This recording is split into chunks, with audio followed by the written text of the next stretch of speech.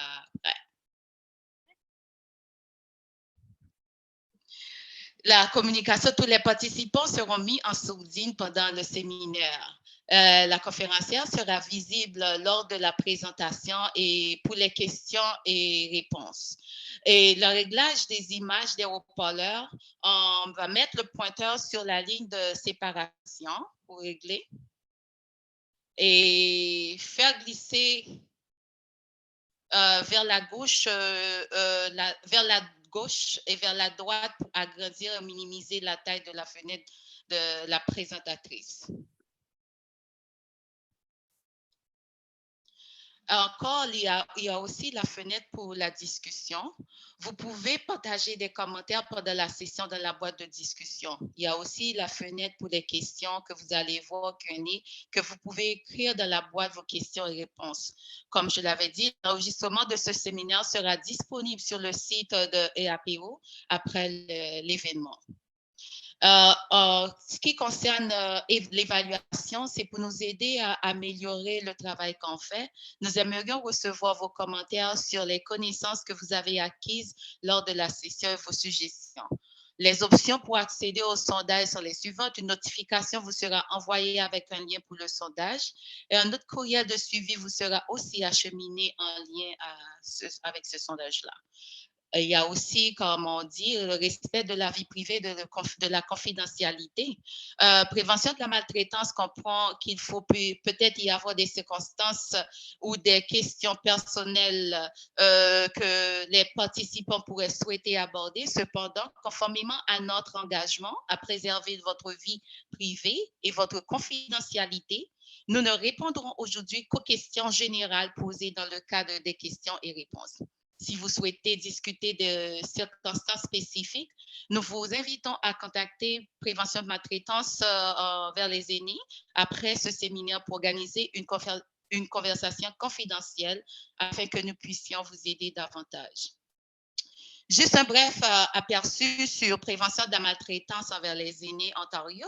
La mission de l'organisation envisage un Ontario où tous les aînés sont à l'abri de la violence, ont une voix forte et se sentent en sécurité et respectés. Comment on le fait? On fait un travail de sensibilisation et éducation, formation en collaboration avec des organisations qui partageant les mêmes idées et aident à la coordination des services et à la défense des intérêts. Le slogan qu'on partage, c'est arrêter les abus, rétablissez le respect. Notre travail, normalement, on le fait et c'est financé par le gouvernement de l'Ontario sur le ministère des services aux aînés de l'accessibilité. Et comme on l'a dit, le mandat est d'apporter le soutien pour la mise en œuvre de la stratégie de lutte contre la maltraitance des aînés de l'Ontario. Ça, c'est juste un aperçu de la stratégie de la province de l'Ontario qui consiste à faire la sensibilisation et l'éducation du public, formation pour le respect personnel, formation pour le personnel de première ligne et la coordination des services communautaires. Ce sont les 3 piliers de la stratégie. Pour nous retrouver, le EAPO, vous pouvez vous rendre sur les réseaux sociaux, Twitter, on a aussi LinkedIn. Vous allez trouver des informations ou nous appeler si vous avez besoin de plus d'informations. Maintenant, c'est la présentation, je vous présente, c'est Bénédicte qui va vous parler un petit peu plus du Réseau canadien de la prévention. Merci Linda, bonjour à tous et à toutes. Je m'appelle Bénédicte Chopflin, je suis la directrice générale du Réseau canadien pour la prévention du mauvais traitement des aînés. Si vous avez déjà participé à d'autres webinaires en français, vous m'avez peut-être déjà vu. Je suis très heureuse de vous accueillir aujourd'hui et d'accueillir Marie-Ève et Pierre. Je serai aussi en contact aux manettes de la boîte chat. Donc, si vous avez des commentaires à faire, n'hésitez pas pendant la session. Je garde un œil dessus. J'essaierai de partager des liens qui ont à voir avec la présentation pendant qu'on parle. Et si vous avez des questions, vous pourrez les poser dans la boîte Q&A, Question and Answers, et puis on les posera à nos présentateurs à la fin. On répondra à la fin. Pour ce qui est du RCP-MTA, si vous ne nous connaissez pas, on est le seul réseau canadien, pan-canadien, qui se focalise sur la question de la maltraitance. On se focalise, on a une mission avec 3 objectifs principaux qui sont de connecter les particuliers, les organisations qui travaillent dans le domaine de la maltraitance, à encourager le partage d'informations fiables et à faciliter le développement de programmes et de politiques qui œuvrent à la prévention de la maltraitance. Et donc, on regarde ce problème et on travaille avec des organismes au niveau local, régional, provincial et national. Donc, on est toujours très heureux de participer à des événements co-organisés avec Prévention de la maltraitance de l'Ontario, comme aujourd'hui. Et comme toujours, si vous avez des questions au sujet de notre organisme, n'hésitez pas à me contacter ou à m'écrire un message dans la boîte chat. Sur ce, je crois, Linda, on va passer le micro à nos présentateurs.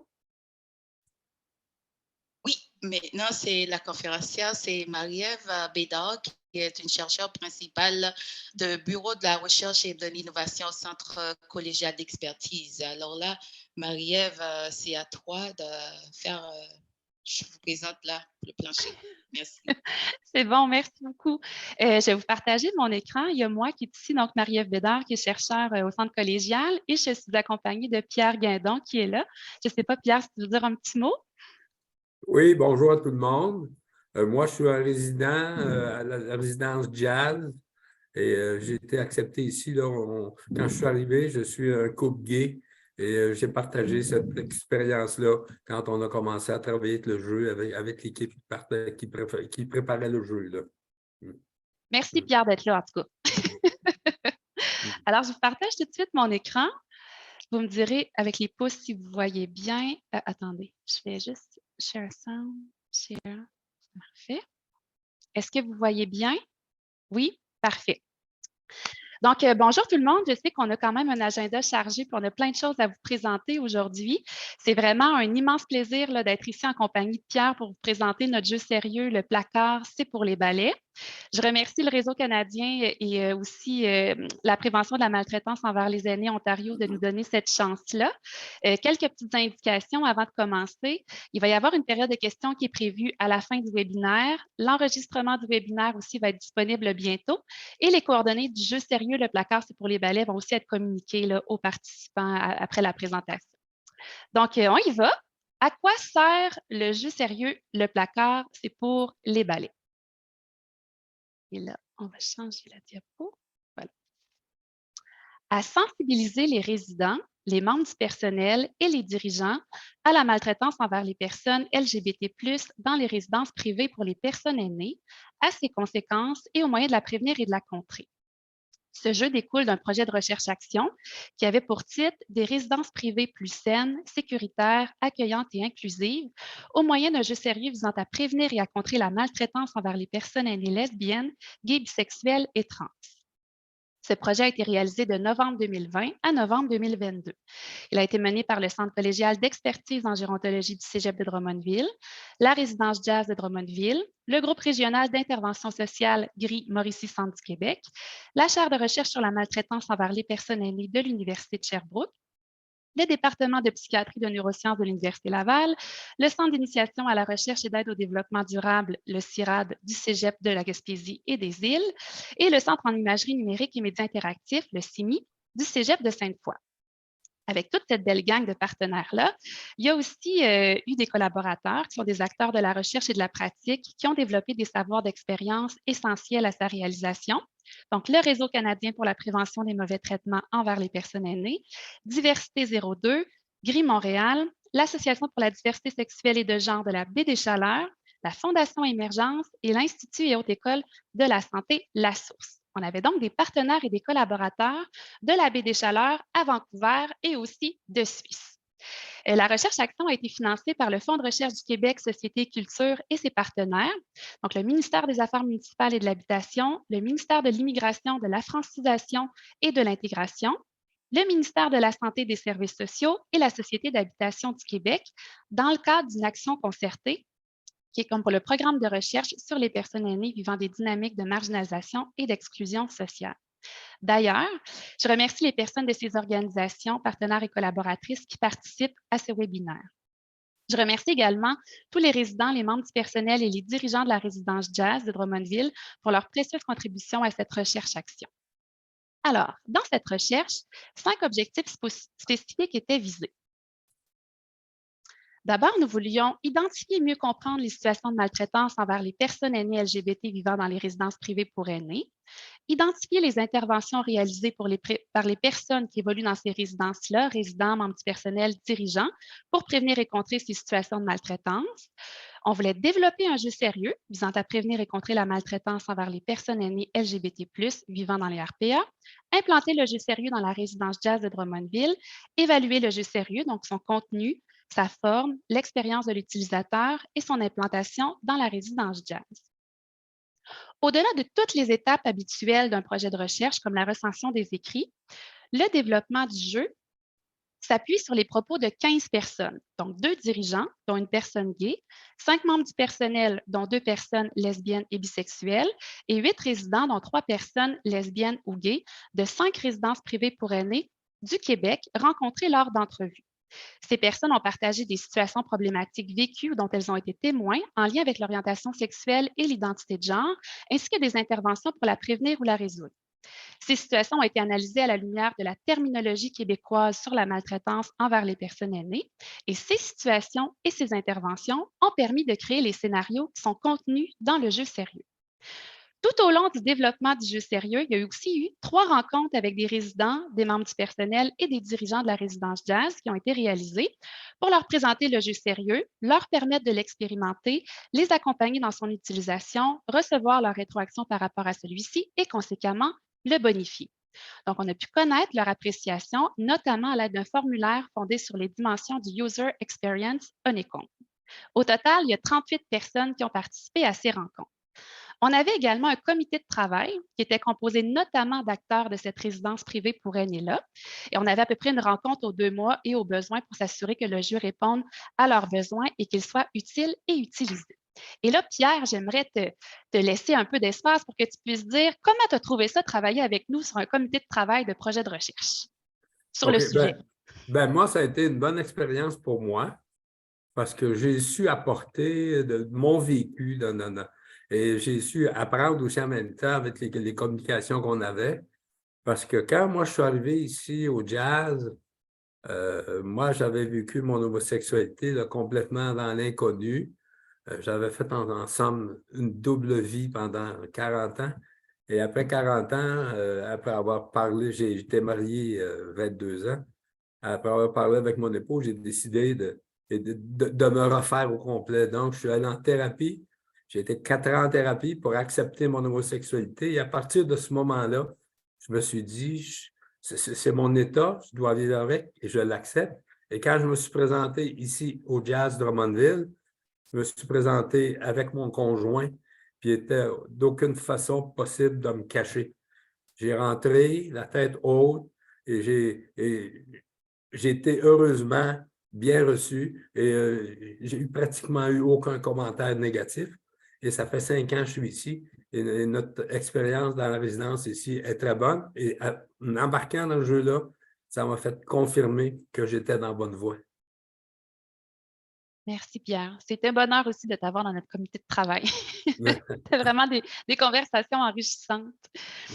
Après ça, qu'est-ce qu'on va voir aujourd'hui, hein, Pierre? Qu'est-ce qu'on va leur présenter aujourd'hui? On va leur présenter les fondements du jeu sérieux, le placard, c'est pour les balais. On va découvrir ensemble aussi le jeu sérieux. On va prendre connaissance des conditions de succès à l'implantation du jeu. Nous allons découvrir la trousse d'implantation et passer à la période de questions. Donc, avant d'aller plus loin, qu'est-ce que la maltraitance envers les personnes aînées?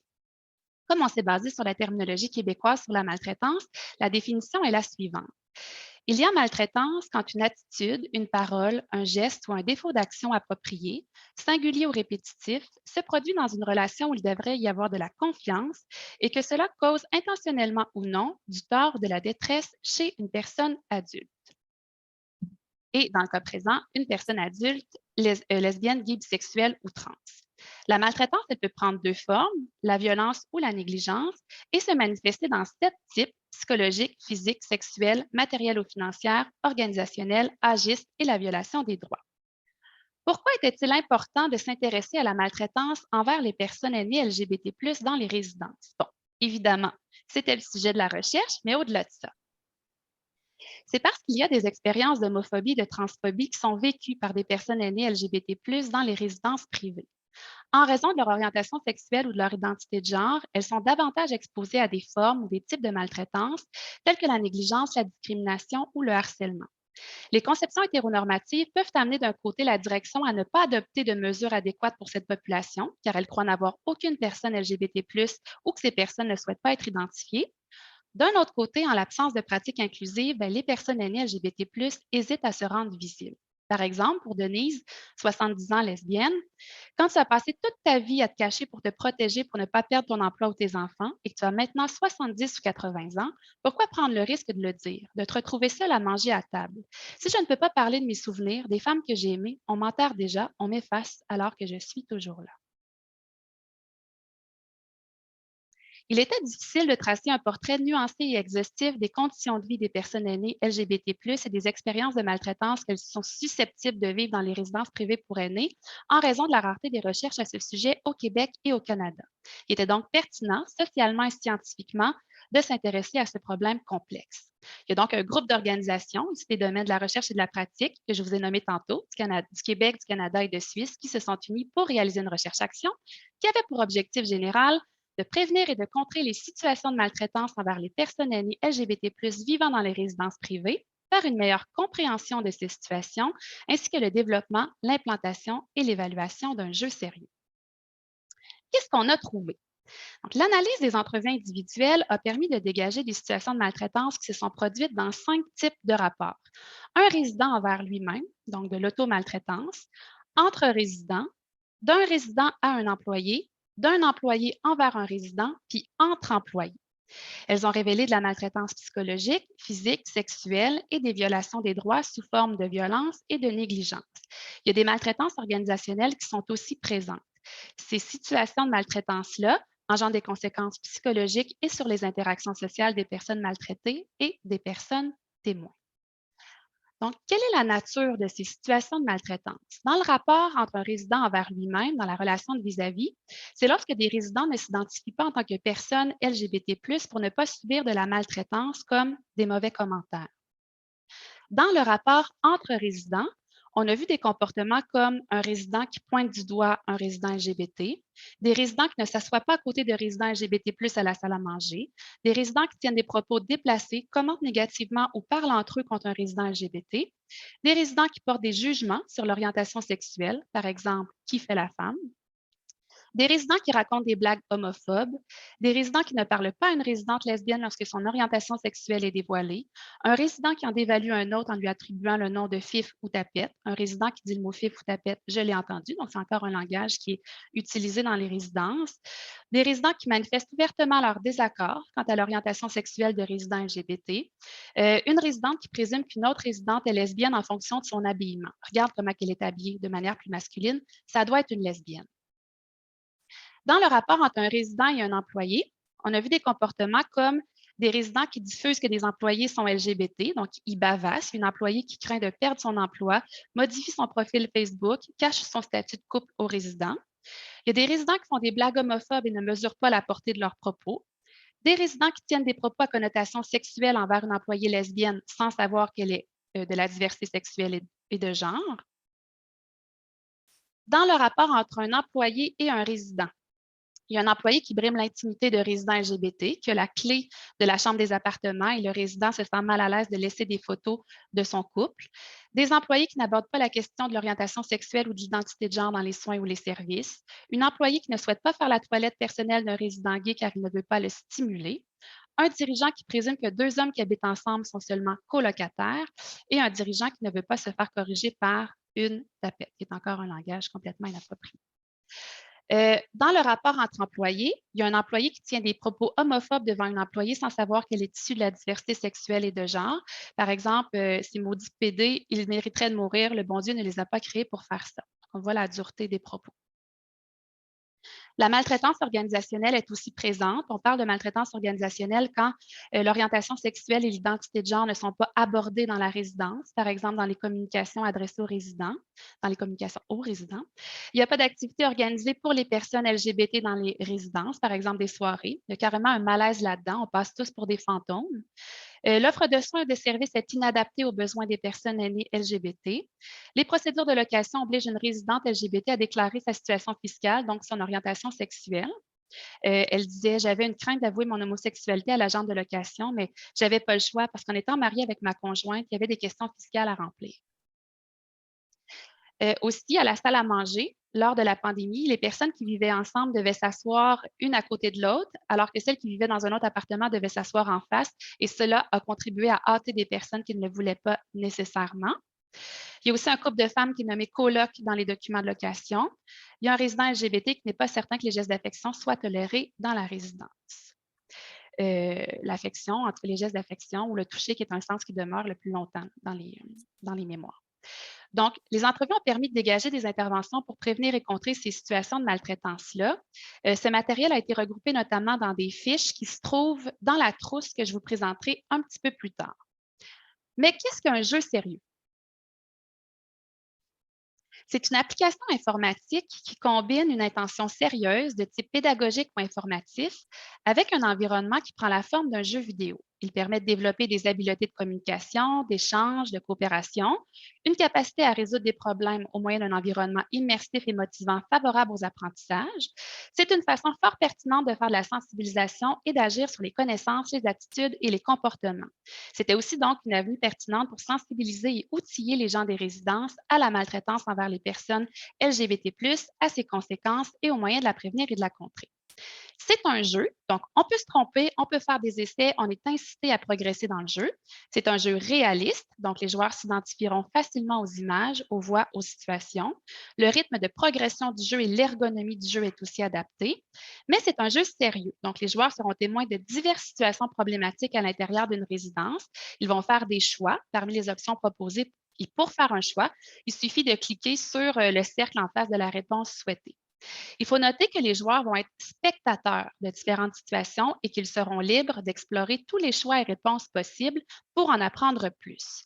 À la fin de chaque situation, il y a une rétroaction qui leur explique ce qui a mené à une situation de maltraitance et comment cela aurait pu être évité. Dans le jeu, nous avons 4 scénarios. Dans toutes les situations de maltraitance que nous avons trouvées, on a fait 4 scénarios types avec différentes branches selon les choix qu'on fait qui nous mènent à des bouts de situations différentes. Donc, on a 4 scénarios vécus par 8 personnages différents. Donc, Madame Ruel, qui est une future résidente dont la conjointe vient de mourir. À son entrée à la résidence, Madame Ruel révélera-t-elle son orientation sexuelle à l'agent de location? Comment cette dernière réagira-t-elle? On a Paul, un concierge de la résidence. Paul se rend à l'appartement d'un couple pour y faire une réparation. Il apprend alors qu'il s'agit d'un couple de même sexe. Comment Paul réagira-t-il? Julie, une réceptionniste à la résidence. Julie est confrontée à un résident qui tient des propos homophobes. Comment réagira-t-elle? Madame Dion, une résidente qui a révélé qu'elle était lesbienne seulement à une amie dans la résidence. Des résidents tiennent des propos homophobes. Sans lui demander sa permission, l'amie de Madame Dion révèle au groupe son orientation sexuelle lesbienne. Quelle sera la réaction de Madame Dion? Et les conditions de succès à l'implantation du jeu dans la résidence. Bon, quelques pistes pour y arriver. Jouer, jouer, jouer. En fait, jouer le plus de fois possible. Il faut multiplier les activités ou les temps de jeu sérieux au sein de la résidence pour sensibiliser le plus de résidents, de membres du personnel possible à la maltraitance envers les personnes LGBT+, à ses conséquences et aux moyens de la prévenir et de la contrer. Le jeu s'avère vraiment un outil utile pour ouvrir la discussion sur les enjeux des personnes LGBT+, dans les résidences, dans un climat de confiance qui favorise l'ouverture et le respect. Offrir une formation aux membres du personnel sur les réalités et les besoins des personnes LGBT+, pour encore mieux les outiller. Aborder la question de la diversité sexuelle et de genre est un enjeu sensible. Nous invitons le personnel des résidences à se sensibiliser afin de veiller aux situations problématiques qui pourraient émerger et de pouvoir y faire face. Donc, n'hésitez pas à entamer une démarche plus complète d'inclusion de la diversité sexuelle et de genre en formant les membres du personnel de votre milieu. Il y a plusieurs formations et outils complémentaires au jeu sérieux qui existent. Vous pouvez consulter l'annexe 5 de la trousse d'implantation. Vous pouvez aussi favoriser le mieux-être le mieux vivre ensemble dans les activités quotidiennes en promouvant l'inclusion et la diversité, organiser des journées thématiques, la Journée mondiale de lutte contre la maltraitance envers les personnes aînées qui se déroule le 15 juin ou la Journée internationale contre l'homophobie, la transphobie et la biphobie qui se déroule le 17 mai. Organiser des discussions sur le respect, la diversité ou l'inclusion des nouveaux résidents ou des membres du personnel, présentation du jeu, des règles de la résidence, du code d'éthique et de la politique antidiscriminatoire, par exemple. Valoriser et remercier les bons coups des résidents et des membres du personnel par des journées reconnaissance. Envisager la création d'un comité LGBT+ dans la résidence afin de favoriser la mise en place d'activités, par exemple des activités de sensibilisation, des films, ainsi qu'un sentiment d'appartenance chez différents acteurs de la résidence, que ce soit des résidents ou des membres du personnel qui font partie des communautés des LGBT ou qui veulent s'y impliquer.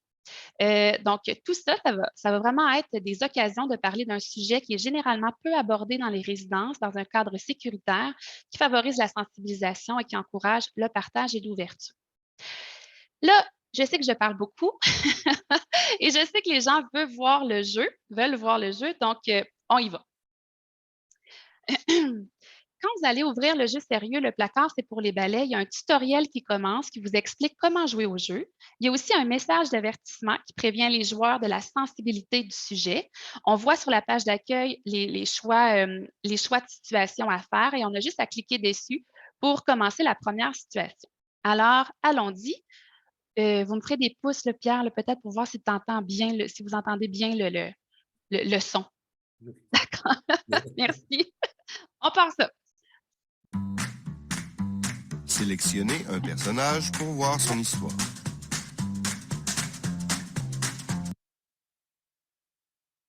La conjointe de Mme Ruel est décédée après 20 ans de vie commune. Leur grande maison semble maintenant bien vide et Mme Ruel ne se sent plus la force de l'entretenir. Elle décide donc de la vendre et d'aller vivre dans une résidence pour personnes aînées qui correspond à ses besoins. Une nouvelle vie s'ouvre devant elle et pourtant elle se questionne. Devra-t-elle cacher son orientation sexuelle? Est-ce que les personnes LGBT+ sont les bienvenues dans la résidence qu'elle a choisie? Est-ce que s'identifier comme lesbienne lui vaudra de mauvais commentaires, voire pire? Accompagnons Mme Ruel lors de sa première rencontre avec l'agente de location. Pour m'assurer de vous offrir les meilleurs avantages fiscaux à la résidence, j'ai quelques questions à vous poser. D'abord, avez-vous un conjoint? Malheureusement, je suis veuve. Oh, je suis désolée de l'apprendre. Ça fait longtemps que vous avez perdu votre mari? Que feriez-vous à la place de Mme Ruel? 1. Parler du deuil de sa conjointe, révélant ainsi son orientation sexuelle. 2. Ne pas corriger l'agente de location en lui disant qu'elle a perdu son conjoint depuis peu, cachant par le fait son orientation sexuelle et la perte de sa conjointe. Malheureusement, je suis veuve. Mon conjoint est décédé il y a peu de temps. C'est pas facile. Oh, je suis désolée de l'apprendre. C'est toujours triste quand une belle histoire d'amour se termine. Donc, si l'on doit malheureusement exclure votre défunt mari, y a-t-il des personnes que vous souhaitez ajouter à la liste des visites? Vos enfants, peut-être? Ah ben oui, j'ai 2 beaux enfants. Sébastien et Marie-Hélène. Ce sont des adultes bien occupés, mais ils trouvent toujours un moment pour visiter leur vieille mère. Très bien, Madame Ruel, c'est noté. Nous en avons fini avec le questionnaire. Je vous raccompagne. Selon vous, comment se sent Mme Ruel après avoir caché son orientation sexuelle et sa relation de couple avec sa conjointe décédée? 1. Elle est très triste de s'être sentie obligée de cacher sa relation de couple avec sa conjointe décédée et son orientation sexuelle une fois de plus. 2. Elle est soulagée d'avoir été prudente et de ne pas avoir révélé son orientation sexuelle.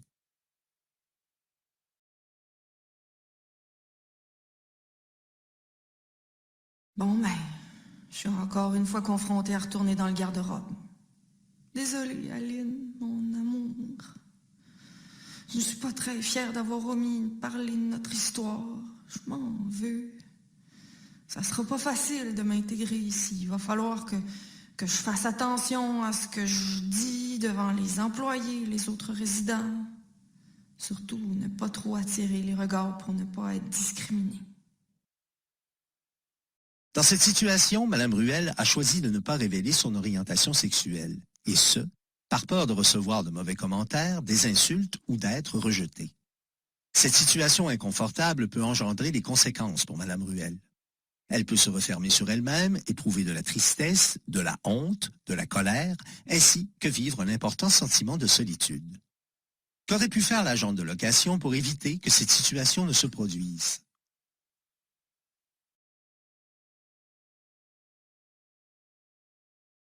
Dès l'arrivée de chaque nouvelle personne résidente, l'agente de location, avant de poser ses questions, peut l'informer que la résidence est ouverte à tout le monde.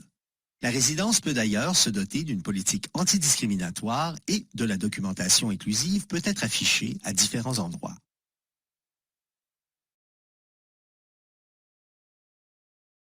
L'agente de location peut poser des questions de façon neutre afin d'éviter de présumer que toutes les personnes sont hétérosexuelles ou cisgenres. Par exemple, êtes-vous en couple? Partagez-vous votre vie avec quelqu'un? Plutôt que avez-vous une conjointe ou avez-vous un mari?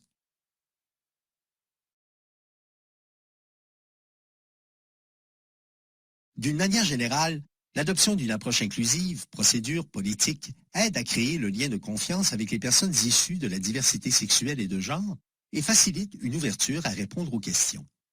Elles ne se sentiront pas jugées, mais accueillies telles qu'elles sont. Elles auront alors plus de facilité à être elles-mêmes, à s'ouvrir aux autres et ainsi éviter l'isolement.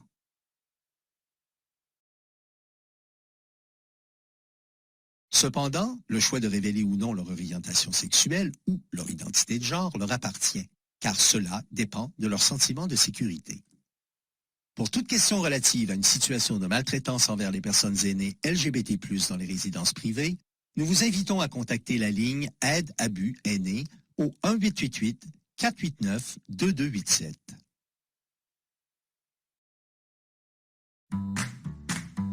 Sélectionnez un personnage. Alors, vous voyez, selon la situation choisie, il y a autant de dénouements, de rétroaction que de choix à effectuer. Et à la fin des 4 scénarios, il y a vraiment une conclusion qui fait un retour sur les notions apprises. Pour vous aider à mettre en place le jeu sérieux dans la résidence, on a une trousse d'implantation. On va vous montrer ce qu'elle contient. Vous allez trouver toute l'information pertinente, dont des prérequis à l'implantation, donc là où les personnes ressources, les ressources matérielles à prévoir au sein de la résidence et des documents imprimés qui accompagnent le jeu, qui sont en annexe de la trousse. Il y a des documents qui expliquent différentes façons d'utiliser le jeu sérieux dans la résidence, un document sur les interventions possibles pour prévenir et contrer les situations de maltraitance, une affiche pour promouvoir des activités ou des temps de jeu sérieux à l'intérieur de la résidence, des cartes, le placard, c'est pour les balais, l'inclusion me tient à cœur, un document sur des formations et des outils disponibles, un document sur des ressources d'aide, un document sur des suggestions de films ou de séries à visionner mettant en vedette des personnes faisant partie des communautés LGBT. La personne ressource. Pour implanter le jeu dans la résidence, c'est important de se poser les 2 questions suivantes. Qui est la meilleure personne pour faire vivre le jeu à l'intérieur de la résidence? Et qui est la meilleure personne pour recueillir les situations problématiques si des joueurs ont besoin de se confier? Ça peut être la même personne ou une personne différente. Celle qui est dédiée à faire vivre le jeu sérieux à l'intérieur de la résidence, ça peut être un membre du personnel, comme la responsable des loisirs, par exemple. Cette personne-là va pouvoir notamment faire la promotion, animer des activités de sensibilisation, expliquer le fonctionnement du jeu et répondre aux questions des joueurs. Il est important que cette personne responsable de faire vivre le jeu sérieux prenne connaissance de la trousse d'implantation. La personne qui est responsable de recueillir les situations problématiques peut aussi être un membre du personnel ou une personne externe de la résidence. Cette personne-là pourra entre autres écouter et soutenir les joueurs s'ils ont vécu, ont été témoins d'une telle situation et les aider à trouver des solutions. Elle pourrait également aider les nouveaux résidents membres du personnel à s'intégrer. Il est important que cette personne-là détienne une formation psychosociale, représente une personne de confiance auprès de laquelle les joueurs pourront se confier et qu'elle intervienne bien évidemment de façon confidentielle. Il est pertinent que cette personne-là, qui est responsable de recueillir les situations problématiques, suive une formation sur les réalités et les besoins des personnes LGBT+. Une telle personne ressource pourra faire en sorte que les situations de maltraitance soient prévenues, soient prévenues ou se corrigent plus rapidement. Quelles sont les ressources matérielles nécessaires? Alors, des ordinateurs ou des tablettes électroniques sur lesquelles le lien ou le raccourci du jeu est installé, des écouteurs, s'il s'agit d'une pièce avec plusieurs ordinateurs ou tablettes électroniques, sinon ça devient cacophonique, et des documents imprimés qui sont les annexes de la trousse. Dans la trousse, on trouve aussi 4 documents qui expliquent différentes façons d'implanter le jeu sérieux dans la résidence. Vous n'avez qu'à choisir votre façon de faire et suivre la feuille d'instruction. Si vous souhaitez que les résidents puissent jouer au jeu sérieux chez eux avec leur propre ordinateur ou tablette électronique, vous choisissez un jeu dans le confort de votre foyer. Vous souhaitez que les résidents puissent jouer d'une façon autonome dans le salon d'ordinateur ou de tablette électronique, choisissez un jeu sérieux dans le confort du salon d'ordinateur ou de tablette. Vous souhaitez organiser une activité en petit groupe dans le salon d'ordinateur ou de tablette, une personne par ordinateur ou tablette électronique, vous choisissez le troisième. Vous souhaitez organiser une activité en grand groupe en projetant le jeu sérieux sur un seul grand écran, vous choisissez animation du jeu en grand groupe projeté sur un seul grand écran. Vous pouvez imprimer ces documents pour les remettre aux résidents, aux employés, ou encore les afficher aux bons endroits dans la résidence pour que les gens puissent jouer au jeu de façon autonome. Pour les interventions pour prévenir et contrer les situations de maltraitance, dans la trousse, vous allez trouver des documents sur ces interventions-là en fonction de si le joueur est une personne maltraitée, une personne témoin de maltraitance envers une personne LGBT, une personne auteur de maltraitance envers une personne LGBT ou une personne dirigeante de la résidence. Vous pouvez remettre ces documents aux joueurs une fois qu'ils ont complété le jeu ou les laisser à un endroit identifié où ils peuvent les récupérer. Ce qu'on trouve également dans la trousse, une affiche pour promouvoir des activités ou des temps de jeu sérieux à l'intérieur de la résidence qui peut être modifiée, donc l'image à droite. Des cartes, le placard, c'est pour les balais. L'inclusion me tient à cœur à remettre aux joueurs afin de créer un sentiment d'appartenance envers le jeu et assurer sa pérennité au sein de la résidence. Dans la trousse, on trouve également un document sur des formations et des outils disponibles pour aider à une identification et une meilleure compréhension de la maltraitance envers les personnes LGBT+, dans les résidences et les interventions réalisées pour les prévenir et les contrer, et à l'implantation du jeu sérieux dans la résidence. Un document sur des ressources d'aide, si des résidents, des membres du personnel ou des dirigeants ont besoin de se confier, des suggestions de séries ou de films à visionner qui mettent en scène des personnes faisant partie des communautés LGBT. Qu'en est-il de l'appréciation du jeu dans la résidence? Et là, Pierre, j'aimerais vous entendre. Comment ça s'est passé? Comment les gens ont trouvé ça, le jeu dans la résidence? Bien, nous autres, ça s'est bien passé parce qu'on a fait des annonces ici, puis la réponse a été quand même assez bonne. Et plusieurs disaient « Ah, mon Dieu, c'est ça! Ah, mon Dieu, c'est donc... » On s'attendait en disant le mot « jeu » que ça serait quelque chose de difficile à faire. Et les personnes, je pense qu'ils ont réalisé les situations telles qu'elles étaient et ils ont embarqué là-dedans là, réellement comme un jeu, mais en sachant plus sur le LGBTQ+. Et moi, j'ai eu des réactions parce que on est identifiés, nous autres, ici dans la résidence avec mon conjoint. Et puis, le monde, ah, mon Dieu, tu sais, il venait nous exprimer, tu sais, le mot de gratitude est fort, là, mais de dire, ben, oh, mon Dieu, vous avez vécu de certaines choses, mais aujourd'hui, tu sais, nous, ça va bien. C'est parce que quand j'ai rentré, c'était évident avec Alain qu'on ne retournait pas dans le placard. On est embarqué avec ça. On n'a pas eu là, de commentaires négatifs ou quoi que ce soit. J'en avais eu un peu avant de rentrer ici chez mon employeur qui m'avait fait un peu hésiter parce que j'étais connu comme un gay. D'accord, je suis toujours à l'emploi aujourd'hui, 3 jours semaine.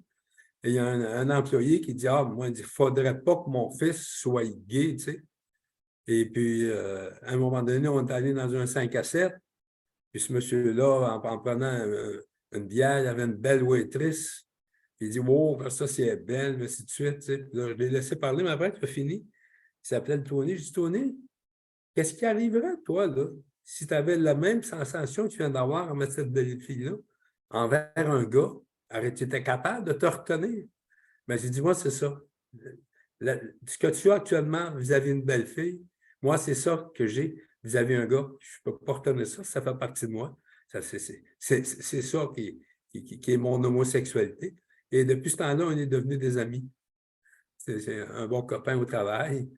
Fait que, non, et j'ai aimé aussi partager ce jeu parce qu'il y a certaines choses dans le jeu où j'ai donné mon opinion et quand le jeu a été fabriqué, j'ai revu mon opinion, ça me faisait plaisir, ça me faisait plaisir de voir ça. Merci beaucoup, en tout cas, d'avoir contribué. On avait relevé justement dans les rencontres d'expérimentation des commentaires que les personnes nous avaient partagés sur le jeu. On peut peut-être en dire deux. Il y en a un qui disait « c'est très crédible, ça reflète vraiment des situations réelles de ce que j'ai déjà vécu. Ça m'a fait rire à plusieurs reprises parce que ce sont vraiment des commentaires qu'on entend dans la résidence. » Il y a des gens qui ont reconnu ça. Il y a des gens qui ont dit aussi parce que notre génération, on cachait ça. Donc, certaines personnes ont des préjugés. La formation aide à donner des solutions. Des fois, ça donne des idées sur comment peut-être aborder l'orientation sexuelle et l'identité de genre dans la résidence. Donc, voilà. Merci, Pierre. On peut dire que le jeu, donc, peut contribuer à sensibiliser les acteurs des résidences privées pour aînés à la maltraitance envers les personnes LGBT+, à ses conséquences et aux moyens de la prévenir et de la contrer. Le Centre collégial d'expertise en gérontologie et ses partenaires et collaborateurs peuvent vous accompagner.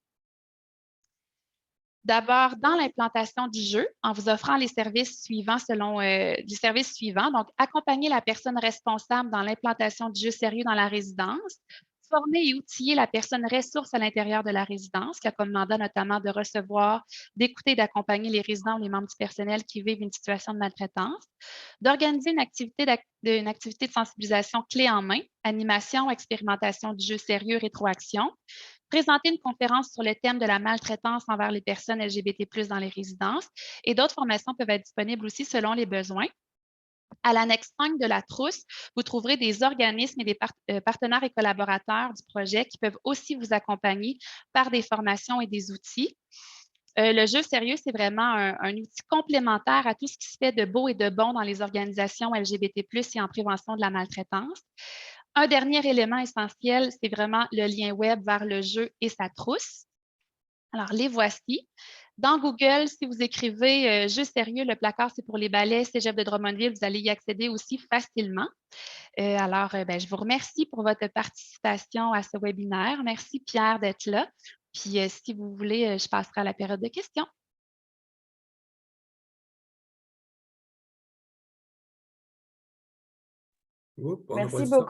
Merci beaucoup Marie-Ève, merci beaucoup Pierre pour cette présentation et puis pour avoir développé ce jeu sérieux, vraiment je trouve ça fantastique.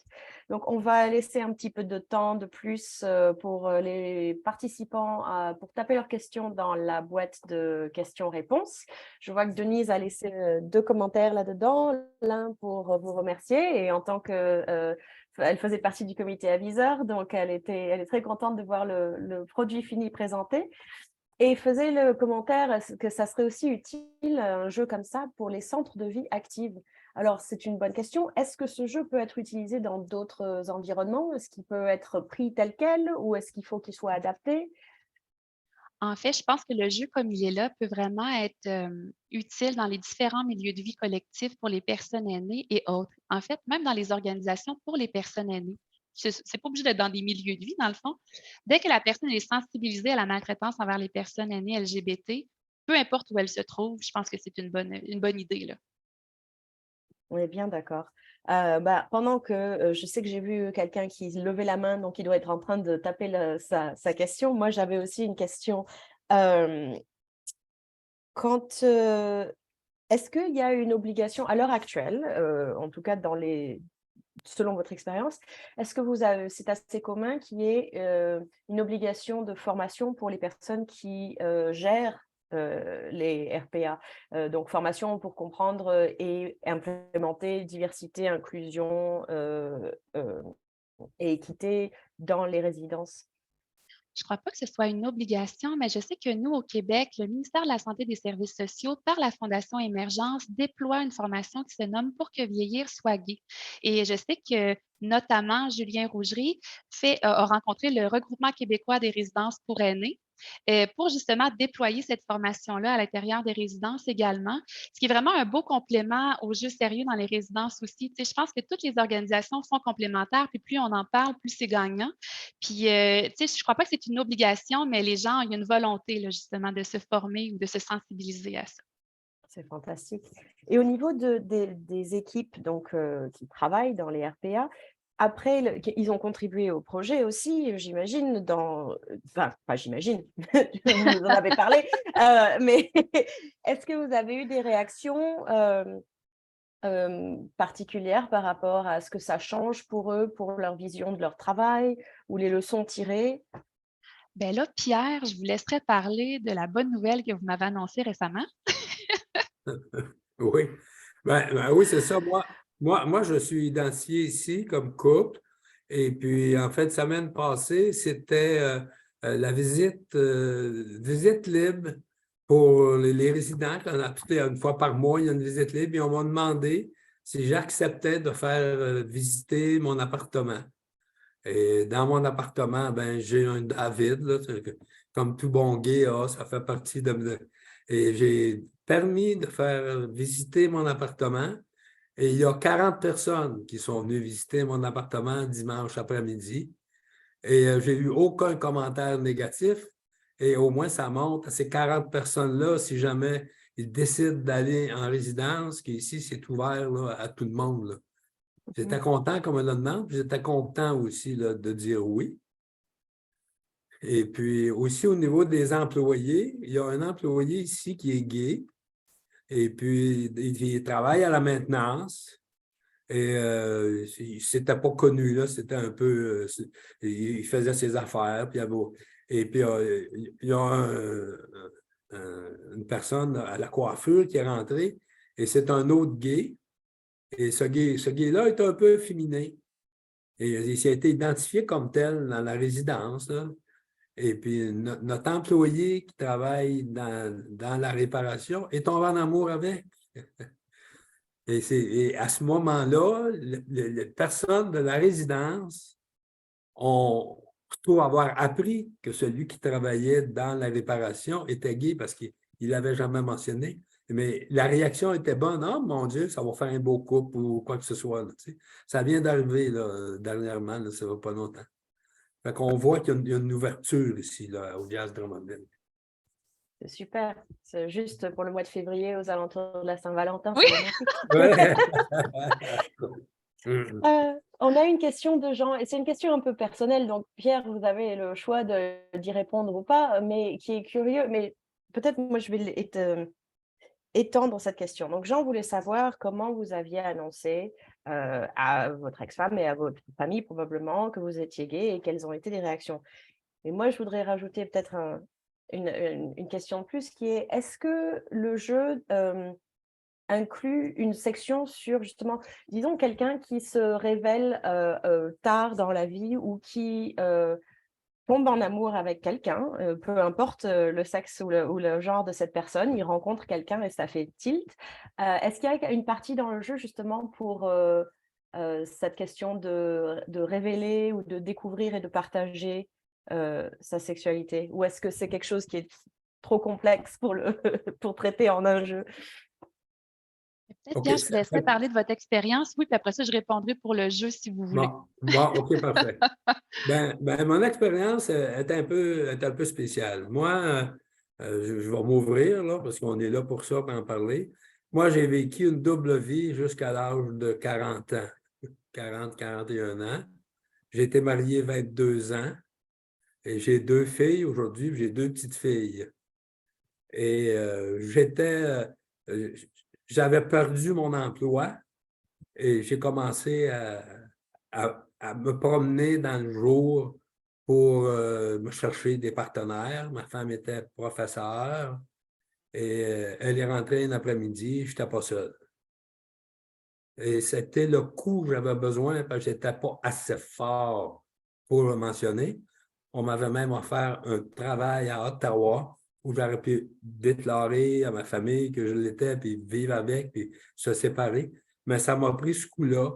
Et là, à ce moment-là, ben, c'est sûr, là, j'ai complètement perdu mes moyens. Et c'est à ce moment-là que j'ai décidé de me prendre en main. Et j'allais rencontrer un sexologue, psychologue. Et j'ai été 4 ans en thérapie. Et pour juste faire le résumé, ça va être cru, ça va être réel, ce que je vais vous dire là, mais quand j'ai rentré dans le bureau de mon thérapeute, je disais, je fais l'amour avec ma femme et je m'amuse avec un homme. Et ça m'a pris 4 ans pour changer ma phrase, pour dire je fais l'amour avec un homme et je me masturbe dans le vagin de ma femme. Et une fois que j'ai accepté ça, et là, je suis reparti à me rebâtir au complet. C'est un travail de profondeur de faire quelque chose comme ça, vraiment. Oui. C'est très, très courageux. Merci. Et, Marie-Ève? et dans le jeu sérieux, la question du dévoilement de l'orientation sexuelle ou d'identité de genre, on le voit dans la façon où on a mis des propos pour mettre en place les conditions pour favoriser le dévoilement de l'orientation sexuelle ou d'identité de genre, où on a mis aussi une situation où c'est un dévoilement forcé et de montrer que ça aussi, c'est pas adéquat c'est pas adéquat parce qu'on brime finalement le vouloir de la personne, on ne respecte pas ce qu'elle souhaite, comment elle souhaite le faire, puis comment ça peut avoir des conséquences aussi, puis quelles sont les meilleures conditions pour éviter ça finalement, de prendre vraiment le pouls, qu'est-ce que la personne veut, puis de s'assurer de le respecter là, finalement. Donc, on aborde cette question-là à travers le jeu, de cette façon-là. Très bien. Et je regarde si on a d'autres questions. Pour l'instant, pas de questions. Moi, j'en ai une parce que très souvent, on entend dire qu'il y a beaucoup de RPA et de résidences pour aînés où si on pose la question, à savoir, est-ce que vous avez des choses en place pour les personnes LGBTQ? Est-ce que vous avez… La réponse est souvent non, on n'en a pas, mais on n'a pas besoin parce qu'on n'a pas de résidents LGBT+. On n'en a pas. Ce qui est… une façon, enfin oui, en effet, on n'en a pas si on ne fait pas la place pour ces personnes-là à parler et à partager leur réalité. Donc, comment est-ce que vous envisagez de faire rentrer le jeu sérieux dans des endroits où peut-être mentalement, ils ne sont pas encore tout à fait là. Ils n'ont pas encore tout à fait accepté le fait qu'ils ont sûrement des résidents très divers avec des orientations très variées. Curieusement, au début, quand on a voulu trouver des personnes aînées faisant partie des communautés LGBT pour participer aux entrevues, là, je vous avoue qu'on les a cherchées. C'est pas tout le monde qui habitait en milieu de vie collectif, là. C'est pas tout le monde qui a levé la main pour participer au projet. Mais quand on a voulu, qu'on a fait le pont avec les résidences pour dire qu'on avait un projet de recherche puis que justement, on voulait avoir des gens pour partager leur expérience, bien, on est tombé sur plusieurs propriétaires de résidences ou de gestionnaires qui faisaient partie de la diversité sexuelle et de genre qui ne savaient pas nécessairement comment aborder ça avec les gens dans la résidence. Puis là, ils nous ont dit, dès que le jeu est terminé, on veut parler avec vous, on veut l'avoir, on veut le déployer. Je pense aussi, Pierre, dans la résidence, une fois que le jeu a été mis en place, il y a des personnes qui sont venues vous parler de ça. Ah oui, on ne savait pas. Il y a des personnes qui avaient envie de se révéler aussi. Donc, ça crée une espèce de dynamique pour pouvoir justement se parler de ça, parce qu'on n'en parle pas, justement, pour parler de ça. Fait que je pense que, puis là, on a déjà fait des rencontres avec le réseau québécois des résidences privées pour aînés aussi. Fait que je pense qu'il va y avoir vraiment beaucoup d'actions qui vont être mises en place pour pouvoir déployer ce jeu-là dans les résidences. Un jeu qui ne fait pas peur, je dirais, parce que si on y va d'une façon avec un jeu qui est ludique, mais qu'on apprend des choses dedans. Le placard, c'est pour les balais, ça fait rire parce que les gens disent, mon Dieu, de quoi ça va traiter? Puis je pense que c'est vraiment une façon là, on va être capable de rentrer, notamment dans les résidences, avec un complément de d'autres outils qui existent là, pour en parler davantage. Je pense que ça va bien aller pour je suis positive. Ah, Pierre, êtes-vous positive aussi? Oui. Moi, je peux parler d'une situation là, depuis que le jeu est là. Je parlais à un moment donné, puis tout le monde savait que je faisais partie du comité. Et puis, il y a une madame qui était assise à sa chaise. Elle dit, moi, c'est pas pareil. Elle dit, moi, j'ai été mariée avec un gay, puis ça a tout pris tous mes efforts pour être capable d'avoir 2 enfants. Tu sais, elle s'est exprimée là. J'ai essayé de prendre un café avec, je me suis vraiment intéressé. Et puis, tu sais, elle n'est pas prête à parler encore. Mais il y a un début de fait là, qui est dû à ça, qui se parlait dans la résidence. Tu sais, elle va avoir besoin de parler, elle va avoir besoin de rencontrer quelqu'un, mais ça lui appartient. Mais le premier pas est fait, on ne sait pas quand il va continuer, mais ça a été instantané là, dans nos conversations. Tu sais, pendant qu'on était après manger au souper. Ouais. J'avais une madame aussi. Oui, allez-y, Pierre, excusez-moi. Fait qu'on voit que ça fait bouger, là. Oui. Ouais. Il y avait une résidente, quand elle a vu nos feuillets justement pour participer au projet avec des couleurs de l'arc-en-ciel, elle s'est dit, mon Dieu, c'est la première fois que je voyais ces couleurs-là dans la résidence. Elle dit, je me demandais c'était quoi. Elle dit, ben, là, elle distribuait la bonne nouvelle. Allez-y, il faut connaître ça. Ah, Donc, c'est ça crée quand super. même une dynamique à l'intérieur de la résidence. Oui, c'est bien. Ça commence un peu à dénouer les langues et à ouvrir des fois des choses qui ont été vécues et ont un peu mises de côté pendant très longtemps. Et ça peut être que bon d'ouvrir le dialogue comme ça. Bon, il nous reste 2 minutes. Peut-être une dernière question, purement technique. Quelqu'un qui voudrait mettre ça en place, et ça doit être dans le trousseau que tu partageais, qui est disponible au lien que j'ai mis dans la boîte chat. Mais comment ça se passe? Est-ce qu'il faut juste une connexion Internet et puis une salle? Comment est-ce que c'est suggéré d'approcher ça?